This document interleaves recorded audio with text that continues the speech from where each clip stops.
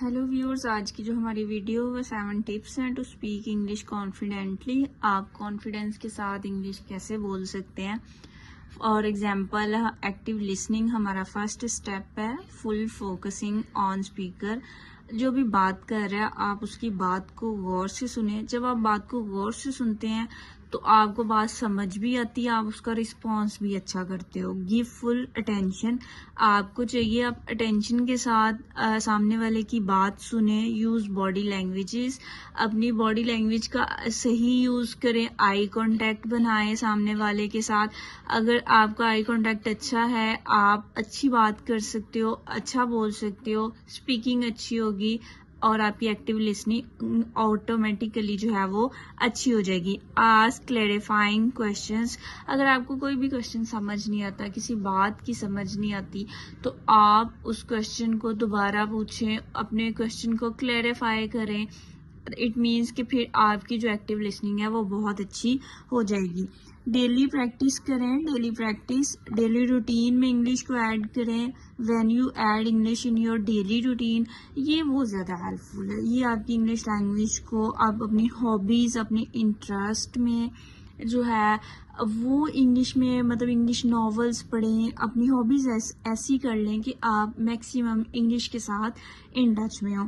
Focus करें, food और cooking जो है उसमें आप अपनी इंग्लिश वोकैबुलरी ऐड करें, इंग्लिश बोलें, इंग्लिश पे फोकस करें, तो देन आप जो है वो अपनी इंग्लिश इम्प्रूव कर सकते हैं। ट्रैवल एंड प्लेसेस, अगर आप कहीं पे भी ट्रैवल करने के लिए जा रहे हैं तो आपको वो सारी वोकैबुलरी आनी चाहिए।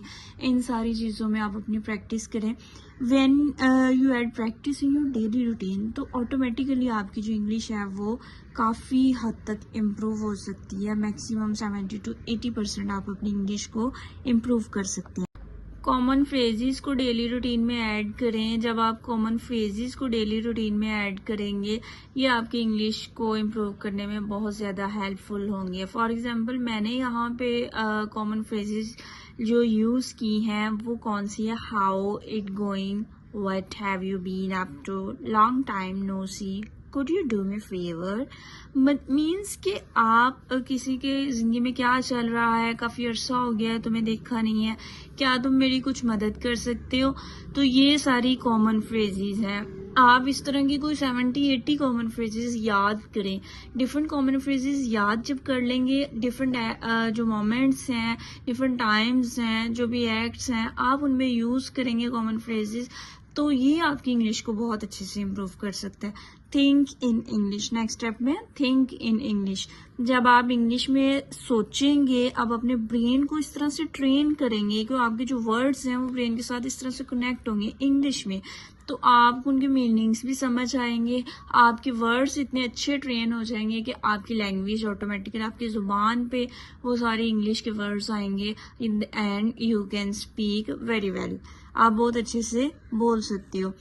वॉच इंग्लिश मूवीज़, आप इंग्लिश मूवीज़ देखें। जब आप इंग्लिश मूवीज़ बहुत ज़्यादा देखोगे, इंग्लिश के सीरियल्स, ड्रामास देखोगे, नेटफ्लिक्स यूज़ करोगे, तो इस चीज़ का भी आपकी इंग्लिश पे बहुत अच्छा इम्पैक्ट पड़ेगा। ये भी बहुत इम्पोर्टेंट स्टेप है आपकी इंग्लिश को इम्प्रूव करने के लिए। Be confident, focus on clear ideas rather than perfect grammar.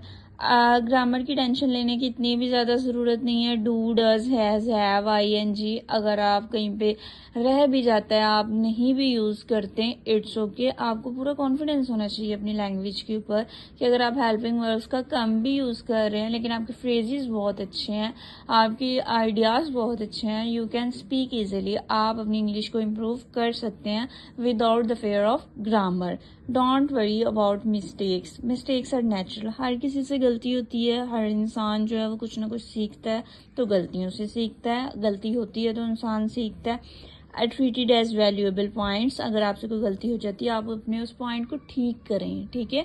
Mistake से आपने घबराना नहीं है, आपने अपनी मिस्टेक्स को ठीक करना है और इंग्लिश को बहुत अच्छे से इम्प्रूव करना है।